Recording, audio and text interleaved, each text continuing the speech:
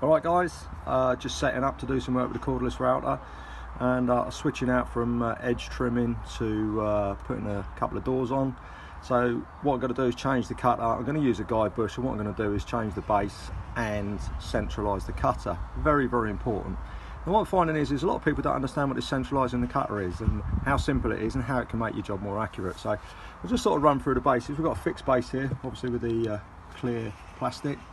We've got the plunge base, and then in the box you get two pieces of plastic. Obviously one that's affixed to the base, which is the offset base, which is great for edge trimming.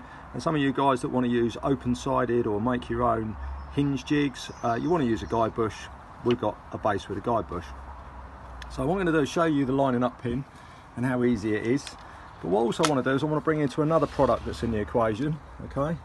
Not a Dewalt product, it's from Frank Cochran. Many of you guys will know he's famous for the FC hybrid rail squares and now the single-sided squares. Well, he started doing these offset plates, and you think, well, what's the point? Because I've already got one in the box. Yeah. What it does is it actually combines these two. It's offset with a guide bush, and as you can see, so it's taken all the standard holes that's on here into here. So what are these holes for? Well, these are obviously for securing it to the base, and these ones here are obviously for the guide bush. These ones around aid in dust extraction, and these ones here are for putting the screws in to put your fence on for your fixed base. So there we have it.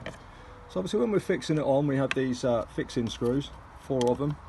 And if you look, you might look and go, well, Frank, you're a really good machinist, your engineer is absolutely spot on, why are they so loose? Because when you put it on, it just moves all around the place. Well, the key thing is for lining it up. You put your guide bush on first, obviously secure that down. Now, just a little pointer, if you buy the trend ones, you might find M5 screws, they don't fit the Dewalt, they only fit M4, so make sure you've got the right size screws. They're supplied in the box. So as you can see, we've got the nut underneath there and the collet, and you literally slide the guide bush pin in, the locating pin in, and it just sits there. And as simple as this, all we have to do is before we tighten those big screws on, we put this on, and as you can see, it moves around. As soon as we push this down, the cone shape means it centralises that guide bush to that centre pin.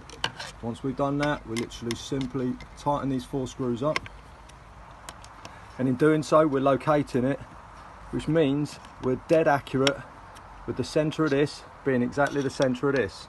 And the reason for that is if there's any indiscrepancies in how the motor fits into this casing, this casting, and if there's any discrepancies between this casting and this casting, then by the time you get up here it gets further and further out of centre. This brings it all back into line, which makes your jig work more accurate. Now, as you can see, once we take it out, the quality of the machining from Frank and the boys is absolutely spot on. Sits in there beautifully, recessed perfectly, etc. So there we have it. Alright, so Frank, it's a really lovely piece of kit. I was a bit dubious to begin with. Brilliant for making it self-centre.